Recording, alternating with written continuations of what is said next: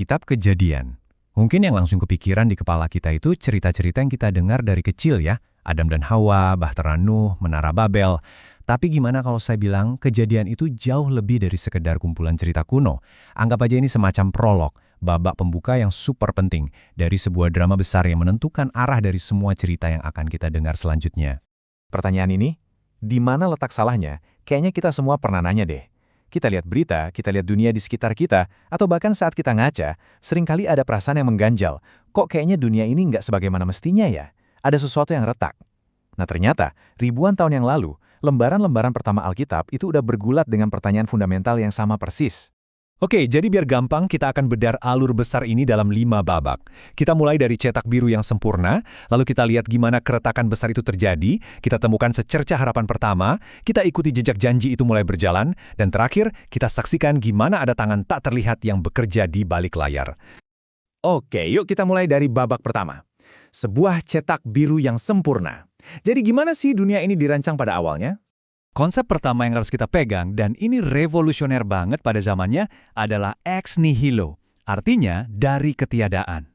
Coba bayangin deh, di tengah mitos-mitos kuno lain yang isinya dewa-dewi berantem, atau membentuk dunia dari materi yang udah ada, Kejadian 1 ayat 1 datang dengan pernyataan yang radikal. Pada mulanya Allah menciptakan langit dan bumi. Udah gitu aja, titik. Nggak ada drama, nggak ada bahan baku. Ini adalah klaim kedaulatan mutlak. Tuhan nggak dibatasi oleh apapun.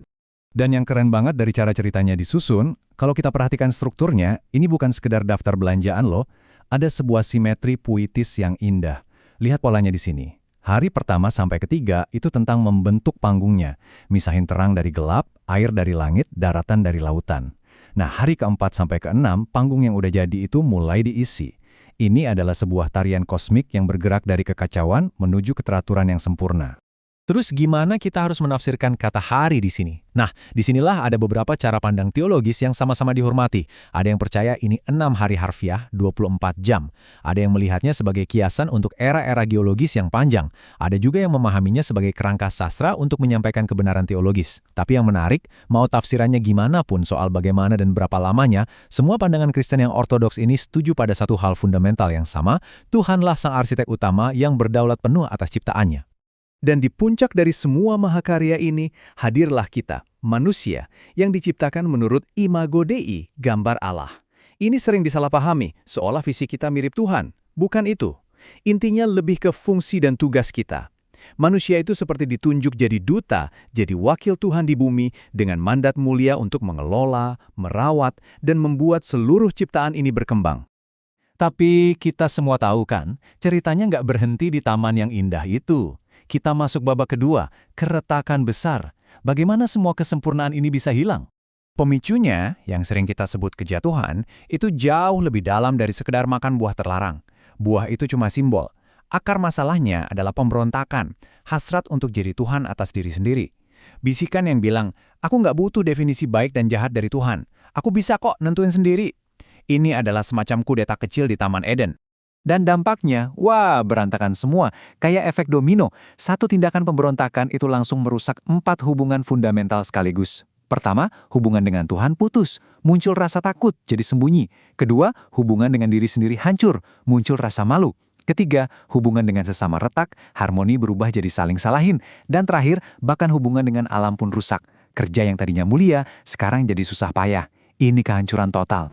Namun, luar biasanya, justru di titik paling gelap inilah, di tengah puing-puing kehancuran, muncullah secercah cahaya pertama. Kita masuk babak ketiga. Sebuah rencana penyelamatan diumumkan. Dengerin baik-baik bagian ini, karena waktu Tuhan menghakimi si ular, terselip sebuah janji yang akan jadi detak jantung dari sisa cerita Alkitab.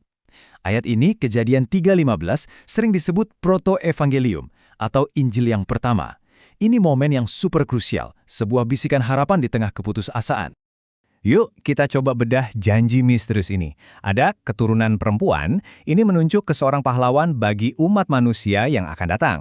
Lalu akan ada konflik, si ular akan meremukkan tumitnya. Yang artinya pahlawan ini akan terluka, dia akan menderita. Tapi, dan ini dia kuncinya, pada akhirnya sang pahlawan inilah yang akan meremukkan kepala si ular. Ini janji kemenangan telak, sebuah pukulan KO bagi sumber kejahatan. Jadi sejak awal, benih pemulihan itu sudah ditanam. Nah, janji ini nggak dibiarkan mengambang begitu saja. Janji ini mulai ditenun menjadi semacam benang emas yang mengikuti jejak sejarah satu keluarga tertentu. Kita masuk babak keempat, sebuah janji yang berjalan. Fokus cerita sekarang pindah ke para leluhur bangsa, Abraham, Ishak, Yakub, dan Yusuf. Janji Tuhan ini diestafetkan dari generasi ke generasi. Tapi kalau boleh jujur, keluarga mereka ini, jauh dari sempurna. Penuh dengan keraguan, tipu-tipu, dan konflik internal. Abraham ragu, Yakub menitu, saudara-saudara Yusuf iri hati.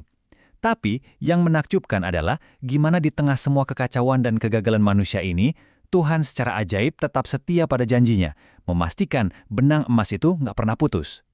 Dan ini membawa kita ke puncak dari kitab Kejadian, di mana kita bisa lihat dengan jelas banget gimana rencana ilahi ini gak bisa digagalkan, bahkan oleh niat paling jahat sekalipun. Babak kelima dan terakhir, tangan yang tak terlihat. Kisah Yusuf ini seperti rangkuman dari seluruh tema di kitab Kejadian. Dijual saudaranya, difitnah, dipenjara, hidupnya penuh malapetaka. Tapi di akhir cerita, saat dia berhadapan lagi dengan mereka, dia mengucapkan kalimat yang luar biasa ini. Kamu memang mereka-rekakannya untuk kejahatan, tetapi Tuhan mereka-rekakannya untuk kebaikan.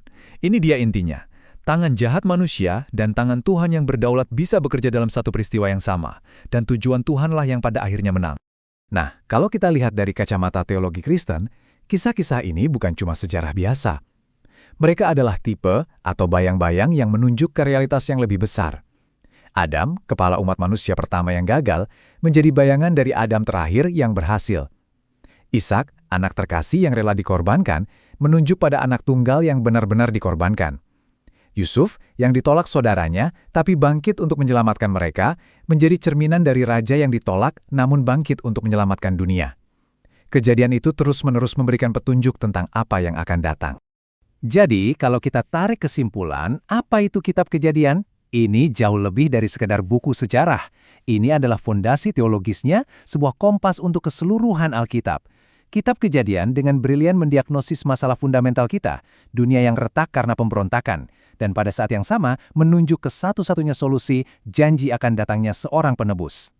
Ini membawa kita kembali ke titik awal, ke perasaan kita tentang dunia yang retak ini. Kalau ternyata narasi besar alam semesta ini dimulai bukan hanya dengan kejatuhan, tapi juga dengan janji penyelamatan sejak awal, itu mengubah segalanya. Itu berarti harapan bukanlah angan-angan, melainkan benang yang ditenun ke dalam struktur realitas itu sendiri. Jadi, pertanyaannya untuk kita renungkan, bagaimana jika keretakan dalam cerita kita sendiri bukanlah akhir dari kisah, melainkan panggung di mana rencana penyelamatan ilahi itu justru ingin bekerja?